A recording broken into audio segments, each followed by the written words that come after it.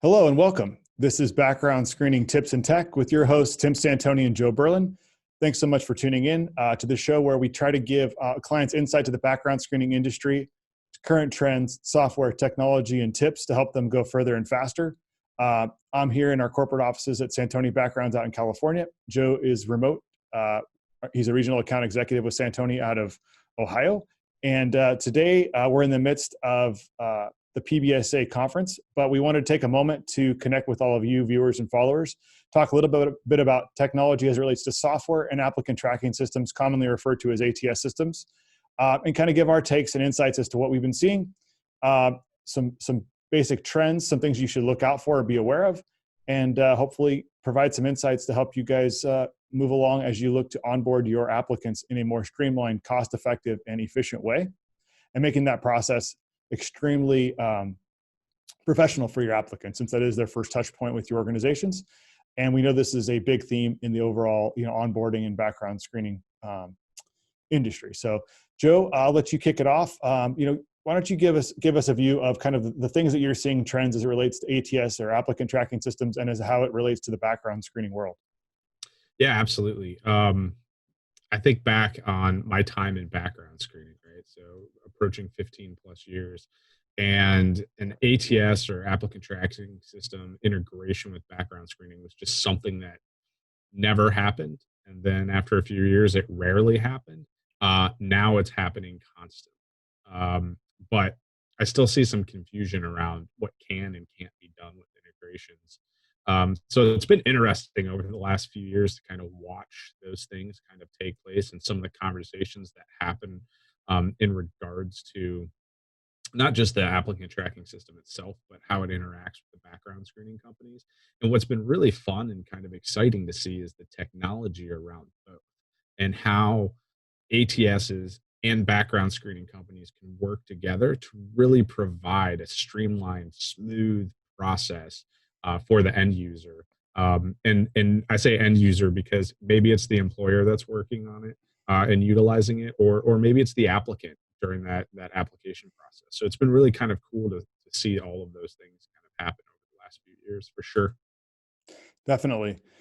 Yeah, so I think that one thing that I'm seeing is obviously there's a need to implement technology in the background screening process. And while technology can be useful, I think it also can get in the way. And I think that understanding how an ATS system will integrate with the background screening provider is super important. And some things are seamless and move their way right through.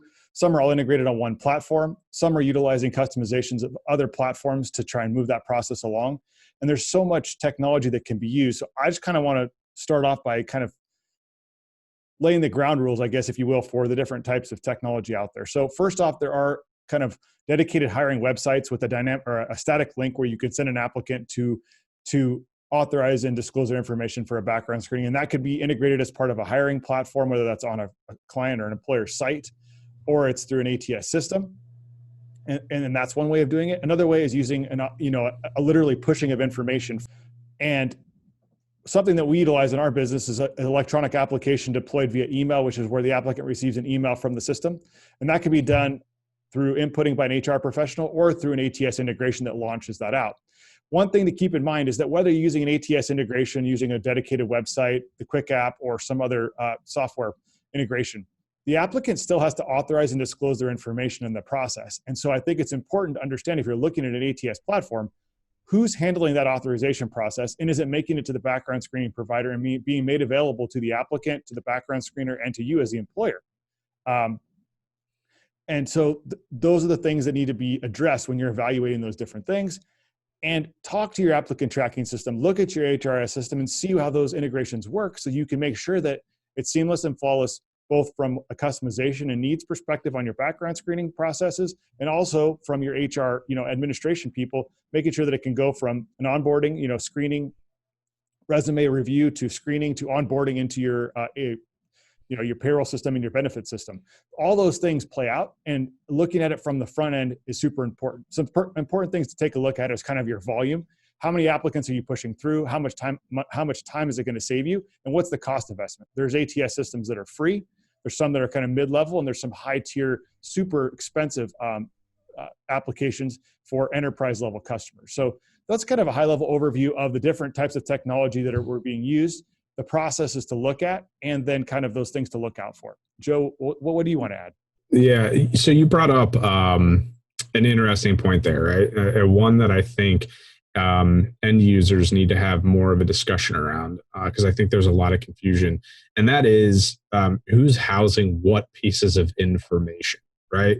So your background screening provider is technically regulated by different entities and regulations, but they themselves are considered a consumer reporting agency or a CRA.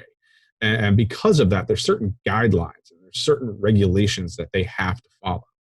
And an ATS is certainly not a consumer reporting agency or CRA. And in most instances, there are pieces of information that they do not want to touch. And one of them is the report itself. And so having the conversation, I think, up front is a really good point.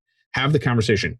Who's collecting the release information and who's pushing it to who's holding the background screening information, the results, the report, and how is that information ultimately going to get to the end user? I think that's a really important conversation to have up front. When it comes to the different types of technologies, I've sat in a couple rooms with different end users, different ATS platforms, and some other IT individuals. And what I will tell you is that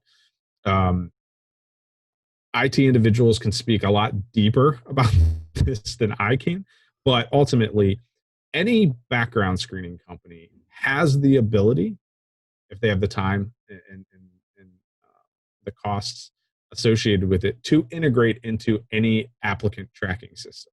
And so one thing that I think that employers tend to do, and I think they should attempt to not do this if they can going forward, is to choose a background screening provider based on the new ATS that they picked, saying, well, they're already integrated with these background screening providers, and I don't see your name on the list, or I don't see my current provider on the list, so we're going to go ahead and shop around. If you're happy with your current background screening partner, there's no reason for you to change. The ATS can integrate with them. It's just a matter of having the conversations with the right people. Yeah, Joe, and that's a really good point. So what I've seen is that sometimes employers will migrate to an ATS system that has a closed loop, and there's maybe one or two very large background screening providers that are integrated. I won't mention any names, but the big ones come to mind.